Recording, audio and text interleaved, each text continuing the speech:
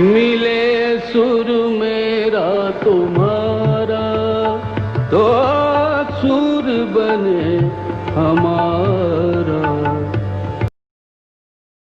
दोस्तों, मैं मोहम्मद सुहेल नोमानी एक बार फिर हाजिर हूं एक नई वीडियो के साथ। आज का हमारा शीर्षक है देश में बढ़ती हुई नफरत और हिंसा का पोस्टमार्टम।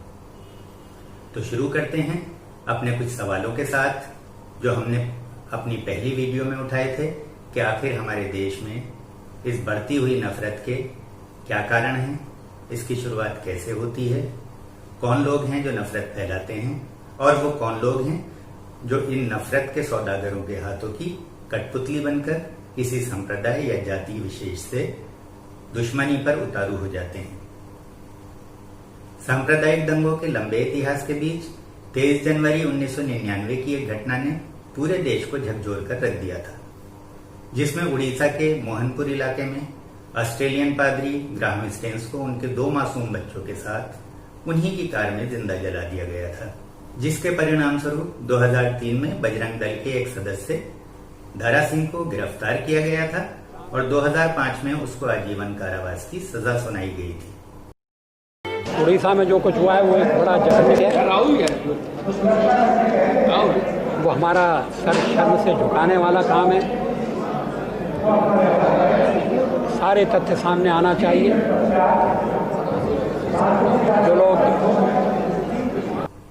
सन 2015 आते आते इस तरह की घटनाओं में तेजी से वृद्धि हुई, जिसमें लोगों का एक समूह किसी व्यक्ति की जान ले लेता है। इसको मॉब लिंचिंग का नाम दिया गया।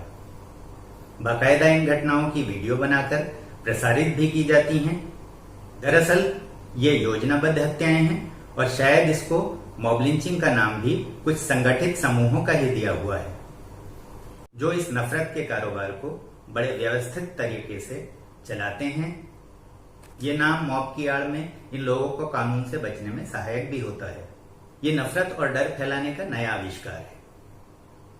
अब क्रमवार नजर डालते हैं इस नफरत फैलाने की प्रक्रिया पर। 8 सितंबर 2015 में मोहम्मद अखलाक, जो एक खेतीहर मजदूर था, उसकी हत्या कर दी जाती है, जिसमें उस पर एक मंदिर के पब्लिक एड्रेस सिस्टम से ऐलान करके आरोप लगाया जाता है कि अखलाक ने भोजन में गौमांस का सेवन किया है और उसके घर में अभी भी गौमांस रखा है।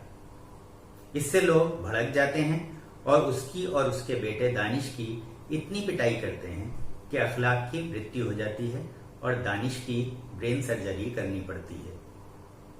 बाद में पुलिस जांच में ये आरोप गलत साबित होते हैं। अगस्त 2019 में इस केस के सभी अभियुक्त अलवर ट्रायल कोर्ट से बरी हो जाते हैं। राजस्थान में कांग्रेस सरकार आने के बाद एक एसआईटी का गठन होता है और अब इस केस की नए सिरे से जांच शुरू कर दी गई है। उसके बाद इस तरह की घटनाओं का तो जैसे अंबार ही लग जाता है।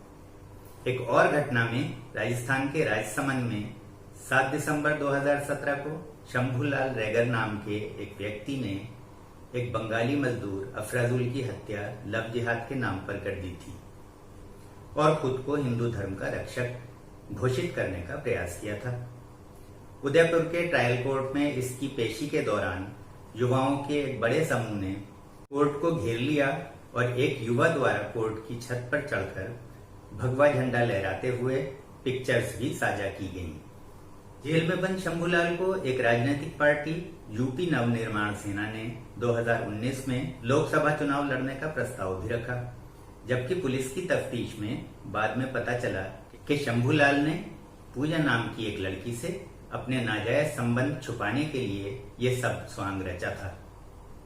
3 दिसंबर 2018 को उत्तर प्रदेश के बुलंदशहर में इंस्पेक्टर सुबोध कुमार की हत्या भी इसी सिलसिले की एक कड़ी है, जहां गौवध के शक में लगभग 500 लोगों की भीड़ चिंगरावती पुलिस स्टेशन पर हमला कर देती है और इंस्पेक्टर सुबोध को, जो अखलाक मर्डर केस में जांच अधिकारी भी रहे थे, उनको एक व्यक्ति पहले गोली मार देता है और बाद में उन पर कुल्हाड़ी से वार करता है। उनकी मौके पर ही मृत्यु हो जाती है। इस तरह की घटनाओं के संबंध में सरकार की ओर से तो कोई विशेष जानकारी उपलब्ध नहीं है, लेकिन द क्विंट नाम के एक मीडिया हाउस ने हंटेड इंडियाज लिंच फाइल के नाम से इस संबंध में काफी जानकारी जमा की है, जिससे हमें पता चलता है कि इस तरह की घटनाओं में सितंबर 2015 से सितंबर 2019 के बीच 113 लोगों ने अपनी जान गंवाई। आइए इन 113 लोगों की सूची पर एक नजर डालते हैं।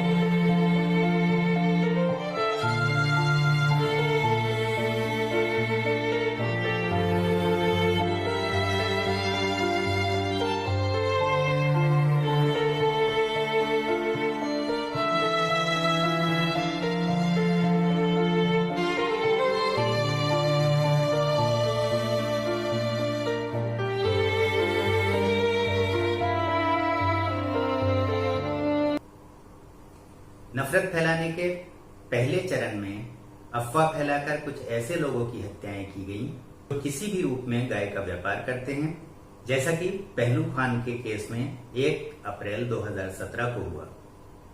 अनेक प्रमाण होने के बावजूद केंद्रीय मंत्री मुख्तार अब्बास नकवी ने राज्यसभा में इस घटना की सच्चाई से इनकार किया था।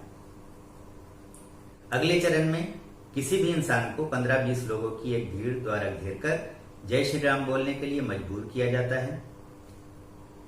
उनके जय श्री राम बोलने के बावजूद उनकी हत्याएं कर दी जाती हैं और फिर तो एक के बाद एक इस तरह की अनेकों घटनाएं होती चली जाती हैं, जिसमें किसी भी इंसान को एक भीड़ पकड़ लेती है, कभी उस पर बच्चा चोरी का दोष मढ़ देती है, कभी मोटरसाइकिल चोरी का और कभी लव जिहाद का। आरोप चाहे जो भी हो, उसकी भरपाई तो उस अकेले निहत्थे इंसान को अपनी जान गंवाकर ही करनी पड़ती है। कुछ किस्मत वाले ही हैं जो इस हथियारी भीड़ से अपनी जान बचाने में सफल हो पाए हैं।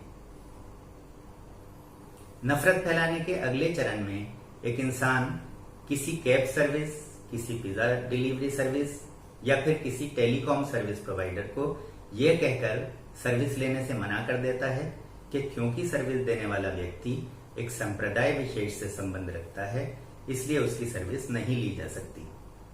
और अब इस महामारी के दौर में भी फल और सब्जी वालों से उनका धर्म पूछा जाता है, उनको आधार कार्ड दिखाने के लिए मजबूर किया जाता है और एक विशेष संप्रदाय से संबंध रखने वाले का आर्थिक बहिष्कार करने की बात भी कही जाती है। इस प्रकरण में भी बीजेपी के कुछ नेताओं के नाम सामने आते हैं और एक और संगठन विश्व हिंदू परिषद के बैनर्स और भगवा झंडे सब्जी और फल के ठेलों पर कुछ इस तरह दिखाई देते हैं जैसे सब्जी और फल बेचने का लाइसेंस। दोस्तों, इस वीडियो में हमने कुछ महत्वपूर्ण सवालों के जवाब ढूंढने की कोशिश की है।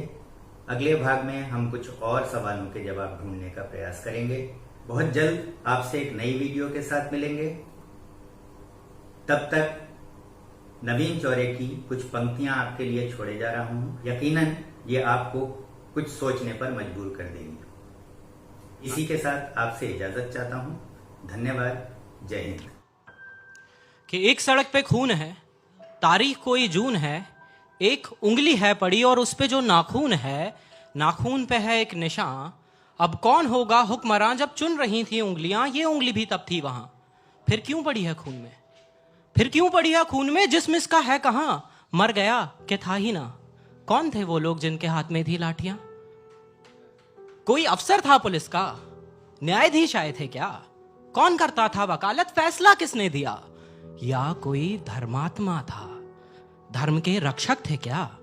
धर्म का उपदेश क्या था? कौन थे वो देवता? ना पुलिस ना पत्रकार, नागरिक हूं जिम्मेदार।